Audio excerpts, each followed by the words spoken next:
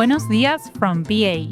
This is a Rorschach Argentina update from the 14th of August 2025, a quick summary of what's going down in Argentina. There's only one place to start this week: the ongoing tension between President Milei and Congress. On Friday the 8th, the president delivered a national address strongly defending his use of veto power against bills passed by Congress that boosted pensions, disability benefits, university funding, and hospital support. He said that Congress was using what he calls noble causes as an excuse to pass laws that would make the government go bankrupt. He also reiterated his commitment to his chainsaw policies, vowing to cut down any fiscal measures that he believes threaten the country's path to a balanced budget. Following up on that promise, Milei announced a landmark bill that aims to permanently ban the financing of public spending with monetary issuance from the central bank. He described the practice of printing money to cover deficits as a scam and the primary cause of Argentina's chronic inflation. This proposal is a cornerstone of his economic platform, but given the current friction, it is set to face a monumental battle in Congress. The government's tough fiscal stance is also creating ripples in the financial markets. Luis Caputo, the economy minister, restricted the subscription of new short-term Treasury notes known as LECAPs. This move came as the government faced maturities of around 15 trillion pesos, about $1.5 billion, and it aims to prevent a cycle of taking on new short-term debt just to pay off old debt. As a result, yields on Argentina's peso debt soared to record highs ahead of a key auction, signaling nervousness among investors about the government's ability to manage its finances without relying on the central bank. This financial pressure is also hitting the private sector hard. A recent report shows that President Milei's foreign exchange reforms have triggered the most significant wave of corporate defaults since 2020. Many companies that hold debt in dollars are struggling to make payments due to the new currency landscape. Economists from the University of Buenos Aires have argued that the country's apparent shallow recovery is dangerously propped up by taking on more and more debt. While local companies struggle, a strange paradox is unfolding in Argentina's most famous industry. For the first time, Argentine meatpackers have begun importing beef, specifically from Uruguay, to supply the domestic market. The reason? The president's strong peso policy has made it more profitable for producers to export their high-quality beef, leaving a gap in local supply that is now being filled with imports. Speaking of meat exports, there's trouble on the other side of the Andes. Chile's agricultural authorities have halted all meat imports from Argentina's Patagonia region. The decision came after Chilean officials found issues with the cold chain integrity during inspections at a border crossing. This freeze on imports is a significant blow to Patagonian producers who rely heavily on the Chilean market. And looking across the Pacific, a new report confirms that Argentina's exports to China fell by 15% in the first half of 2025 compared to the same period last year. The drop is mainly due to lower sales of key agricultural commodities. Also related to imports, with Children's Day coming up, toy makers are seeing a big jump in imports, with volumes up 100% and values increasing by 80% in the first half of the year compared to 2024. A toy industry representative said average spending sits around 25,000 pesos, which is about $20, but licensed products at big chains can hit 40,000, about $30. Children's Day is a popular celebration dedicated to kids, held on the third Sunday of August. This year, it falls on the 17th. Families give gifts to their children and often spend the day together at parks or special outings. Shops and malls run big sales and promotions in the lead-up, and toy stores see their busiest season of the year. Now an update on the contaminated fentanyl case, which we reported on last week's show.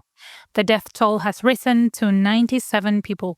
Authorities are still investigating the source of the contaminated drug and looking into HLB Pharma and Ramallo, two labs linked to the batches.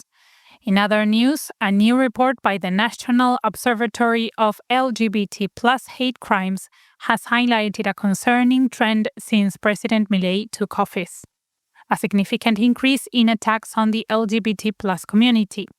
The study points to a sharp rise in hate speech, discrimination, and physical violence, which it links to the government's anti-rights rhetoric. Activist groups are calling for stronger protections and a clear condemnation of the violence from public officials. But it wasn't all somber news on the societal front.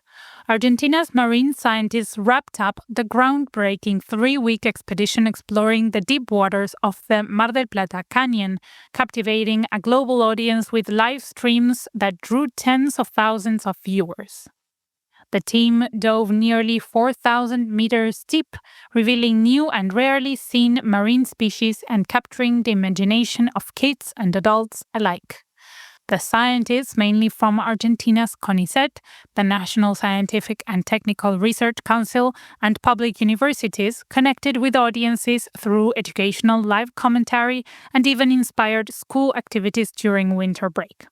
Despite recent government budget cuts to science, the mission received international praise, including a feature in the New York Times highlighting its significance for Argentine research. Now the expedition's vessel heads to Uruguay for its next adventure. On that note about national treasures, the cultural world is mourning a major loss this week. Daniel Divinsky, the influential publisher and editor who co-founded Ediciones de la Flor, passed away at 83. He was most famous for being the first person to publish the iconic comic strip Mafalda in book form, turning it into a global phenomenon. As co-founder of Ediciones de la Flor, he helped shape Argentina's cultural identity by championing humorists like Fontana Rosa, Caloi, Maitena, and Liniers, as well as politically charged works like Rodolfo Walsh's Operation Massacre or Operación Masacre. On a more forward-looking cultural note, Buenos Aires is gearing up to host arteBA 2025, its biggest contemporary art fair, from the 29th to the 31st of August at Centro Costa Salguero in Buenos Aires City. The event will showcase over 400 artists from 16 countries. The program includes talks, book presentations, and a food station promoting social inclusion, along with several awards honoring influential figures in the region's art scene. You can buy tickets for arteBA 2025 online through the fair's official website. Prices start at 7,000 pesos, about $5, for students and go up to 10,500, $8 for the general public. Check out the link in the show notes. If TED Talks are more your vibe, TEDx Rio de la Plata turns 15 this year and is marking the occasion with a new edition of its Ideas Festival on the 28th of September at the Buenos Aires Convention Center. The theme this year is Time. The day will feature over 25 speakers and musicians across 4 curated segments that mix science, creativity, conversation, and live music. Tickets are already on sale with full-day and half-day options available. 75,000 pesos, about $57 for a full day, and 45,000, $34 for a half-day. Tap on the link in the show notes for more info. And finally, some good news for football fans. France Football just dropped the shortlist for the 2025 Ballon d'Or, and 2 Argentines made the cut: Alexis McAllister and Lautaro Martinez.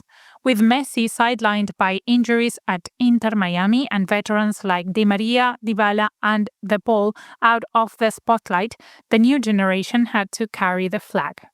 McAllister shone at Liverpool, helping the club clinch the Premier League title, while Martinez led Inter Milan to another Champions League final, though they suffered a crushing defeat to PSG. The award ceremony will take place on the 22nd of September in Paris, streaming on Disney Plus in Argentina. And that's it for this week. Thank you for joining us. Don't forget to subscribe. Don't worry, it's free.